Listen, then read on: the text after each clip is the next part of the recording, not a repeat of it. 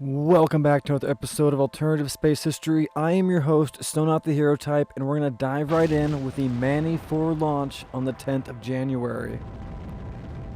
Now, before we get too deep in this episode, I am trying something a little bit different, and I hope you guys enjoy. Mostly because I'd like to get back to my role-playing aspect of this game, rather than making it sound like a Let's Play. So now that we have all the introductions out of the way, let's go ahead and get started. On January 10th, we decided to launch the Manny 4 probe on top of an Osiris 2 launch vehicle.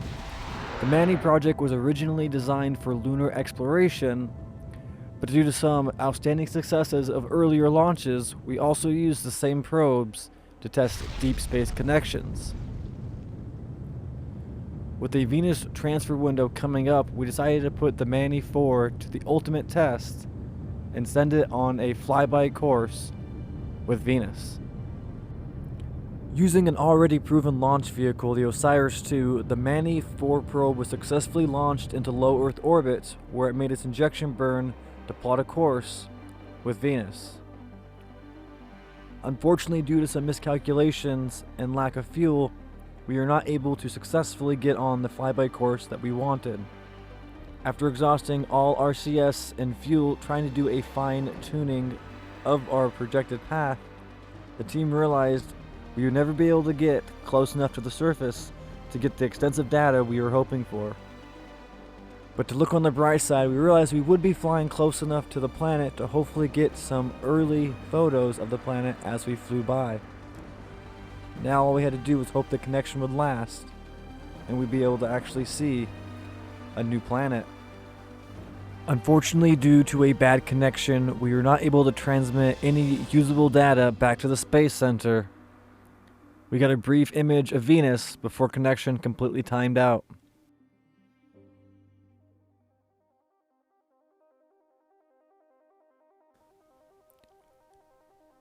Coming back over to Vanderburg Air Force Base, we have launched the last launch of the outreach program.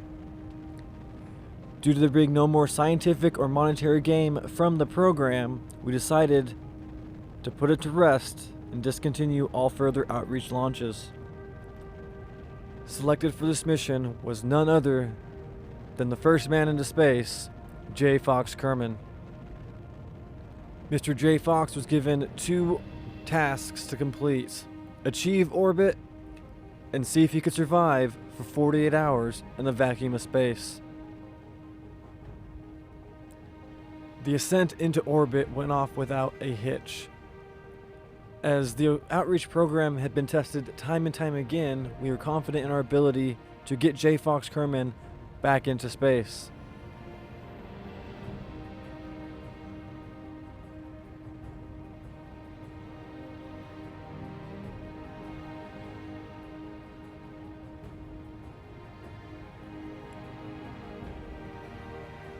After achieving a stable orbit, J. Fox Kerman detached the maneuvering stage and prepared for his 48-hour journey.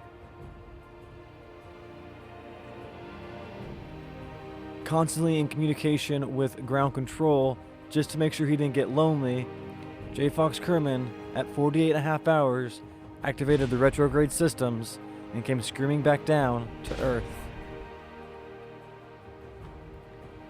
There was a little bit of damage done to the capsule during re-entry, but outside of being extremely stressed out, J. Fox Kerman was otherwise unharmed. This being the final launch in the outreach program, the mission has successfully completed all tasks and had a 0 mortality rate. Hopefully, history would repeat itself in later manned missions.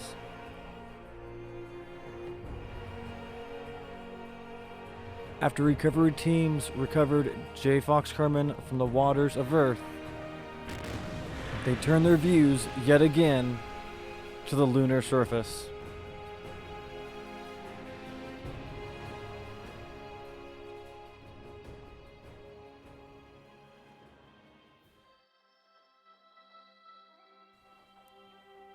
On the 17th of June, Manny 5 was launched yet again on an Osiris 2 rocket. Unlike the previous Manny launches, This Manny 5 was equipped with a low-resolution scanner that was used to scan the Earth in earlier years. Due to the increased mass of the new satellite, a new injection stage was designed, scrapping out the old AJ-10 variants and using a single RL-10 engine. After some questionable moments, the new probe managed to safely make itself into a stable orbit and plotted itself on an impact course with the side of the lunar surface. Once detached from the injection stage, it made another adjustment burn to prep itself to do a polar orbit around the moon, thus allowing a more complete and easier access scan of the planet. Now all we had to do was wait for the Manny 5 to make its 4-day journey and prepare to perform a retrograde burn to capture a polar orbit around the lunar surface.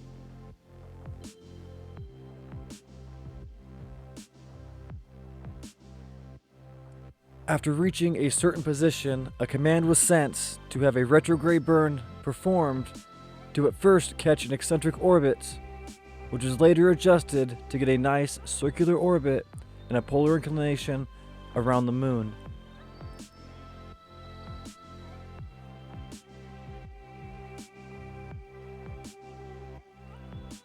After verifying the proper orbit using telemetry data, the scanner was deployed. Now all we had to do was sit back and wait for the scanner to take a low-res detailed photo of the moon. This new map of the lunar surface would be useful for later missions, as we hope to soon land our very first probe on the surface of the moon.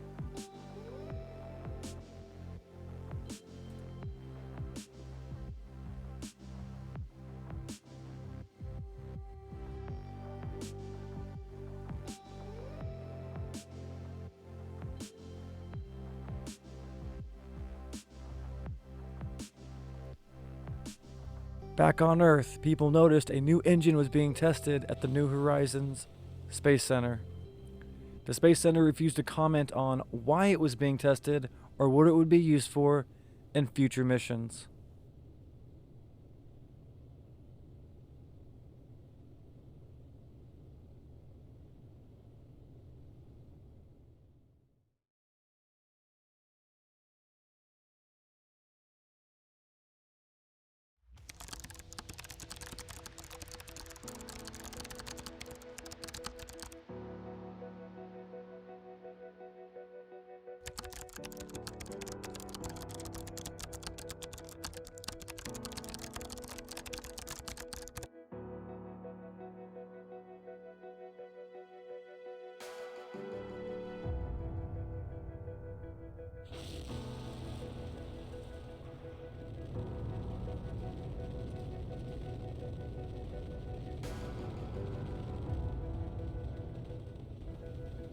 After a year of testing, planning, going back and forth to the drawing board, the Dragon 4 launch vehicle was successfully launched for the first time.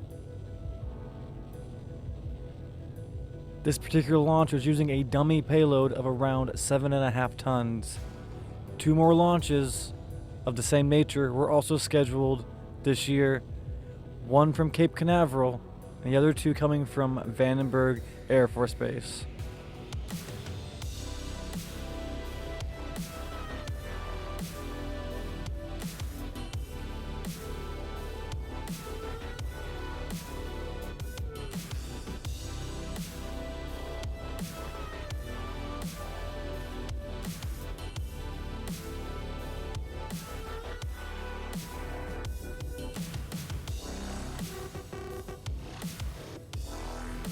Unfortunately, even though the new LR-91 engine had been extensively tested, it had failed to ignite on the first launch of the Dragon 4 vehicle. The third stage, using the RL-10 engine, was ignited to test the separation capabilities of the top stage of the Dragon 4 launch vehicle.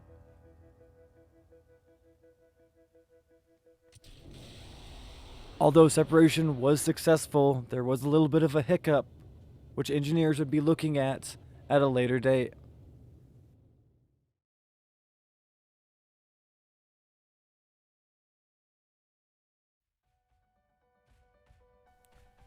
After a few short months, another Dragon 4 launch vehicle was assembled onto the Vandenberg Air Force pad and was once again successfully launched from the pad.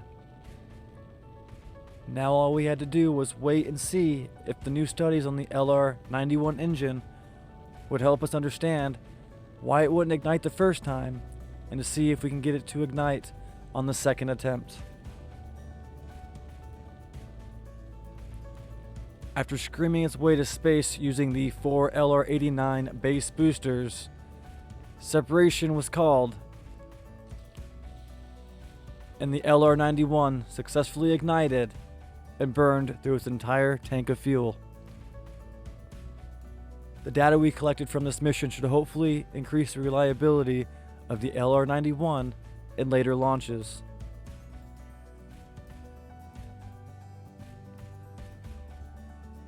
The payload fairing was deployed as the LR-91 finalized its burn so we can ignite the RL-10 top stage to test its orbital capabilities.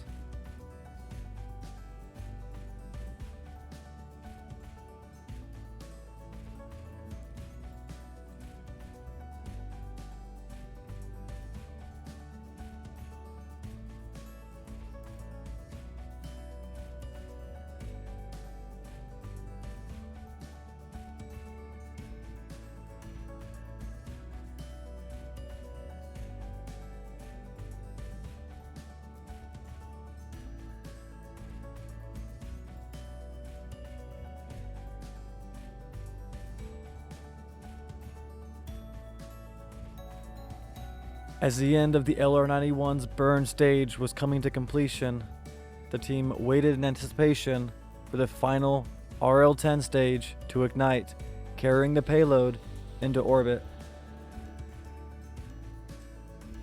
Ignition was successful as well as separation, and now all we had to do was wait for the RL-10 to finish its job. Once in orbit, the dummy payload was detonated, clearing all space debris.